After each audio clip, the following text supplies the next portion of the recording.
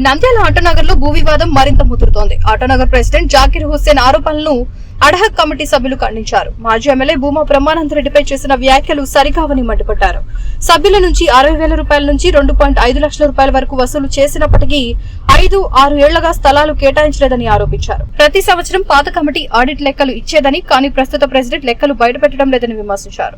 ఆటోనగర్ అభివృద్ధిని తాము అడ్డుకోవడం లేదని, కార్మికులకు రావాల్సిన స్థలాల గురించే ప్రశ్నిస్తున్నామని స్పష్టం చేశారు. అక్రమాలకు సంబంధించిన డాక్యుమెంట్లను మీడియా ముందు ఉంచిన సభ్యులు తన తప్పులను కప్పిపుచ్చుకునేందుకే జాకీర్ హుస్సేన్ ఎదురుదాడి చేస్తున్నారని ఆరోపించారు.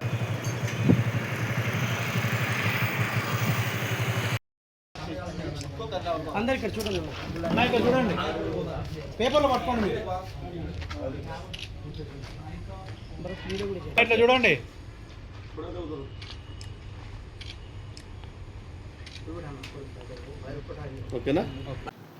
అందరికీ నమస్కారం. నా పేరు శ్రీనివాస్. నేను నంద్యాల ఆటోనగర్ మెంబర్ని. ఈరోజు మీటింగ్ ప్రెస్ మీట్ పెట్టడానికి ముఖ్య కారణం, నిన్న 12/5/26 మా మాజీ ప్రెసిడెంట్ అయిన జాకీర్ గారు ప్రెస్ మీట్ పెట్టి మాలోని కొంతమంది సభ్యులని, మాజీ ఎమ్మెల్యే గారి పైన ఆరోపణలు చేశారు. ఇవన్నీ కూడా నిరాధారమైన ఆరోపణలు.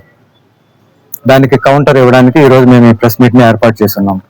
మాది నంద్యాల ఆటోనగర్ 1994లో ప్రారంభించి 381 మంది సభ్యులతో స్టార్ట్ అయ్యి 1995లో మేము transport corporation of India limited నుంచి, ఏపీఐసి నుంచి మొత్తం 46 ఎకరాల 13 సెంట్లు కొనడం జరిగింది.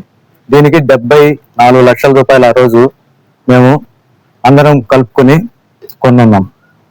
దీన్ని మా దురదృష్టం, అందులో ఒక 30 ఎకరాలు ల్యాండ్ సీలింగ్ లో వెళ్ళడం జరిగింది. ఆ రోజు మన ఎంపీ గారైన భూమా నాగిరెడ్డి గారు, మన ముఖ్యమంత్రి గారు ఆ రోజు నారా చంద్రబాబు నాయుడు గారు ఉన్నారు. వారి కృషి వలన మళ్ళీ మాకు ఆ 30 ఎకరాలని మళ్ళీ మాకే 30 సంవత్సరాలకి ఆ 30 ఎకరాలు లీజుకి ఇచ్చున్నారు. దాన్ని మేమందరం కలిసి లేఅవుట్ చేసుకుని మనం చేసే పనిని బట్టి 2.5 సెంట్లు, 5 సెంట్లు, 10 సెంట్లుగా విభజించి అందరినీ డిప్ సిస్టమ్ ద్వారా తీసుకోవడం జరిగింది.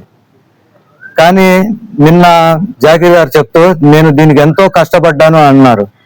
ఆయన 2008 వరకు నంద్యాల ఆటోనగర్ సభ్యుడే కాదు, అతను ట్రాక్టర్ డిస్పోజల్ వ్యాపారం చేసుకుంటా ఉన్నాడు. అతనికి సభ్యత్వం కూడా లేదు. ఆ లేని కారణంగా సభ్యత్వం లేదు.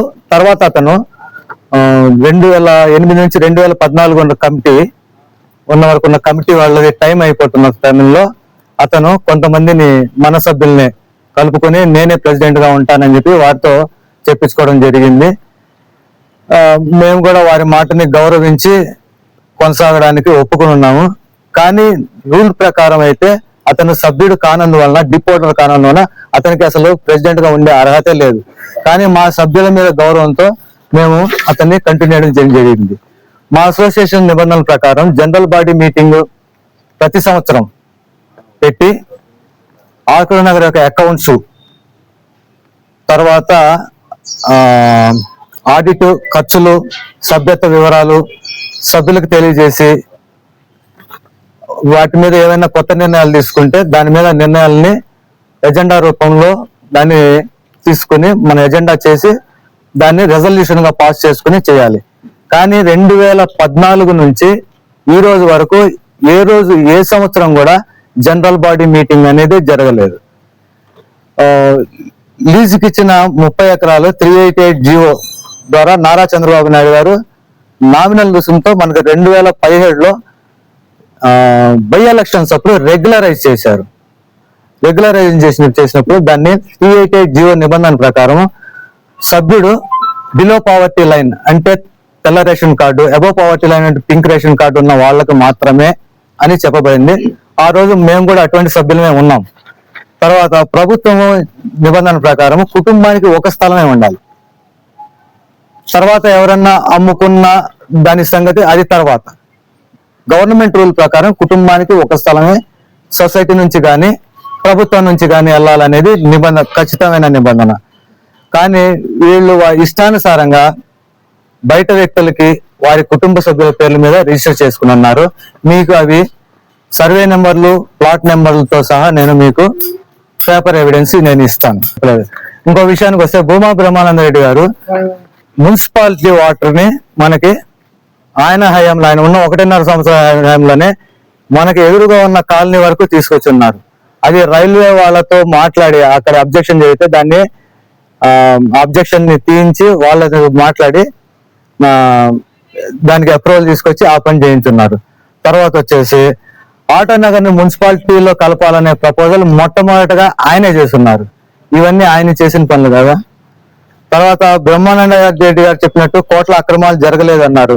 అయితే 2014 నుంచి మీరు ఈ రోజు వరకు ఎవ్రీ ఇయర్ జరపాల్సిన ఆడిట్, జనరల్ బాడీ మీటింగ్లు, అకౌంట్స్ ఇవన్నీ ఎందుకు చూపించలేదు? మేము అడుగుతున్నా కూడా చూపిస్తాను, చెప్తాను అని అన్నాడు. చివరికి 2025లో మేమేం చేసామంటే ఒక అడహ కమిటీని ఏర్పాటు చేసి అడహ కమిటీ ద్వారా అడగడం కూడా జరిగింది. జరిగితే ముందు చెప్తానని తర్వాత అసలు చెప్పను అన్నాడు. మేము ఇంకా అతన్ని దిగిపో అని కూడా చెప్పాం. చెప్తే నేను ఇప్పటికీ రిజైన్ చేయకుండా ఆయనే కొనసాగుతున్నాననే భ్రమలో ఆయన ఉన్నారు. ఈ పాంప్లెట్ ఇది ఏదైతే ఉందో ఇది జాకీర్ గారి పక్కన ఉన్న వ్యక్తులే గతంలో వేసి మసీదుల్లో పంచున్నారు. ఏమండి ఇది నిజమా? నేను చెప్పింది అబద్ధమా?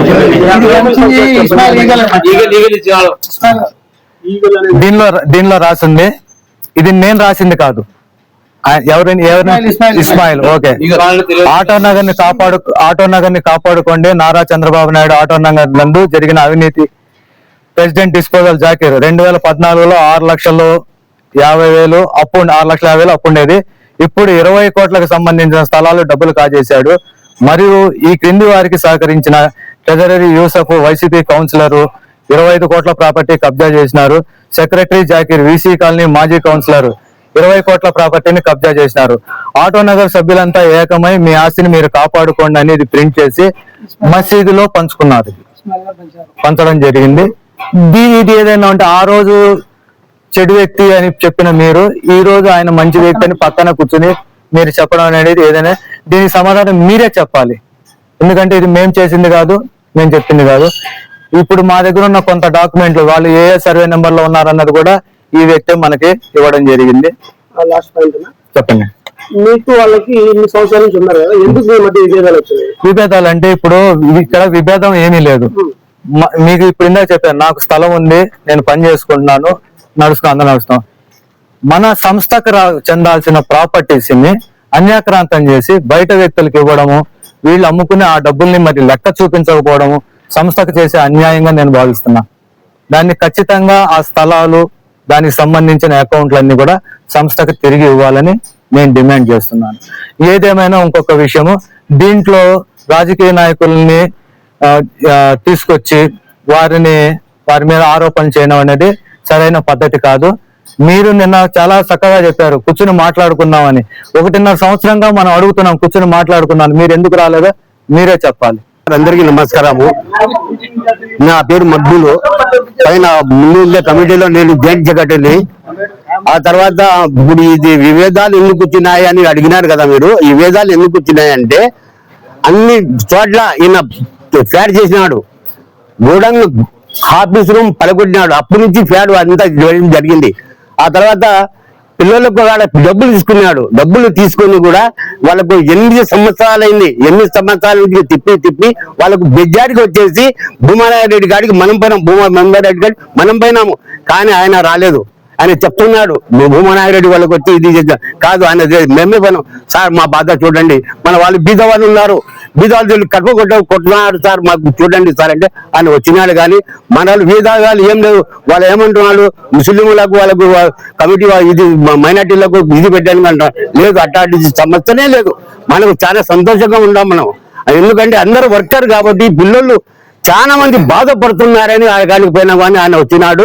మన బాధలన్నీ చూస్తాను. ఎందుకంటే ఇంత ముందు కూడా భూమారెడ్డి మనకు అంత ఇది రోడ్లు కానీ కరెంటు కానీ వాళ్ళు ఇచ్చినది వాళ్ళే. కానీ ఆ టీడీపీ గవర్నమెంట్ నారా చంద్రబాబు నాయుడు గారు మనకు ఈ వాళ్ళకు జీవో ఇచ్చి మనకు రిజిస్టర్ చేసిందంటే ఆయన స్థలం ఆయనకు మేము జీవితాంతం మర్చిపోం. ఎందుకంటే చైనీస్ మేలు చాలా మంచి మేలు మాకు. ఈ రోజు వాళ్ళు అంటున్నారు రోడ్లు వేస్తామంటే మేము ఎందుకు అడ్డుపడతాం సార్? వాళ్ళు చేయాలి కానీ ఇంతమంది బురదలు వచ్చి చాలా మంది వర్షాకాలంలో కింద పడినాం సార్. కాళ్ళు ఇరిగిన బళ్ళు ఇరుకపోయి చాలా బాధపడినాము. వాళ్ళు రోడ్లు వేస్తామంటే మేము ఎందుకు అడ్డుపడతాము? మేమేం అడ్డుపడము. వాళ్ళు ఏమి అడుగుతున్నాము? మీరు లెక్కాచారం చూపించారు, మీరు అకౌంట్ చూపించారు, పిల్లలగా డబ్బులు ఎంత తీసుకురా, వాళ్ళకు స్థలాలు ఇయ్యారు, వాళ్ళకు రిజిస్టర్లు చెయ్యరు అని అడుగుతుండే. వాళ్ళు ఏదో మాటలు చెప్పి చెప్తున్నాడు. మరి ఏం లేదు సార్, ఆయన చాలా తప్పు చేస్తున్నాడు. ఆ తప్పుని దిగాల్చుకోమండి వాళ్ళు. లారీ మెకానిక్ నేను డబ్బులు కట్టి 8 సంవత్సరాలు అయింది. 8 సంవత్సరాలు పట్టాలు ఇచ్చాను కానీ 8 సంవత్సరాలు స్థలం చూపించుకున్నాడు. నేను డైలీ తిరుగుతూనే ఉన్నాను. 8 సంవత్సరాలు తిరుగుతున్నాయి. ఈ రోజు రా రేపు రా 8 సంవత్సరాలు తిప్పుతూనే ఉన్నాడు. ఎందుకు తిప్పుతున్నాడు అది మీరు అడగండి. మీ ప్రశ్న కాబట్టి మీరు అడగండి. ఇంకొక మాట ఏమంటే మనం పని చేసుకుంటున్నాం. ప్రతి ఒక్కరు రోడ్డు బాగాలేదు, ఇక్కడ బండ్లు రావడం లేదు, పనులు మాకు రావడం లేదు. ప్రతి ఒక్కటి బండ్లు లోపలికి రావాలంటే బండ్లు ఇరుకుపోతున్నాయి, మెయిన్పేట ఇరుకుపోతున్నాయి. చాలా ఇబ్బంది ఉంది మాకు. వర్కర్లకు చాలా అన్యాయం జరుగుతుంది ఇక్కడ. ఆటో నగర్ అంటేనే వర్కర్లకు అన్యాయం బాగా జరిగింది. నేనైతే కనీసం అంటే 30,000 సార్ సెంటుకు. మొత్తం వచ్చేసి 3 లక్షలు సార్. జాగిరి బైక్ కట్టినా, బ్యాంకులో కట్టినా. రిజిస్ట్రేషన్ నాకు అలా ఉండే, రిజిస్టర్ కూడా నాకు పేపర్లు ఇచ్చినారు. కానీ 8 సంవత్సరాల నుంచి నాకు చూపించుకున్నారు స్థలం. అది మా బాధ. నా పేరు పరమేశ్వరం, లారీ మెకానిక్. డబ్బులు సెంటు 30,000 కట్టించుకున్నాడు. అదే 3 సెంటు జాగిరి అన్న. ఇంతవరకు నా స్థలం రిజిస్టర్ చేస్తాను చేయలేదు. మొత్తం డబ్బులు అమౌంట్ కట్టించుకున్నాడు. రేపు రా ఇల్లు రేపు అన్ని తిరుగుతున్నాడు సార్. ఇంతవరకు రేపు రా మళ్ళీ అదే అంటున్నాడు. ఏమన్నా రిజిస్టర్ చేస్తా అంటే డబ్బులు ఉన్నది, ఎందుకు చేయడం అంటే సమాధానం చెప్పడం సార్. అది మా దాదాపు చాలా మంది ఉన్నాం సార్, 40 మంది దాకా ఉన్నాం సార్. సార్ ఒకరు 2018 స్టార్ట్ చేస్తున్నారు, 2018 సార్ 16, 17 అట్లా చాలా మంది ఉన్నారు సార్. ఒకరితో సమస్య. వివిడి న్యూస్ టీవీని తక్షణమే సబ్స్క్రైబ్ చేసుకోండి. నోటిఫికేషన్ కోసం బెల్ ఐకాన్ క్లిక్ చేయండి. మరిన్ని అప్డేట్స్ కోసం ప్రతి ఒక్క కుటుంబానికి ఉచిత ప్రకటనలు వచ్చే విధంగా మీకోసం మీ ముందుకు వివిడి న్యూస్ టీవీని AP5 నందు 99వ ఛానల్ మరియు యూట్యూబ్ నందు వీక్షించెదరు.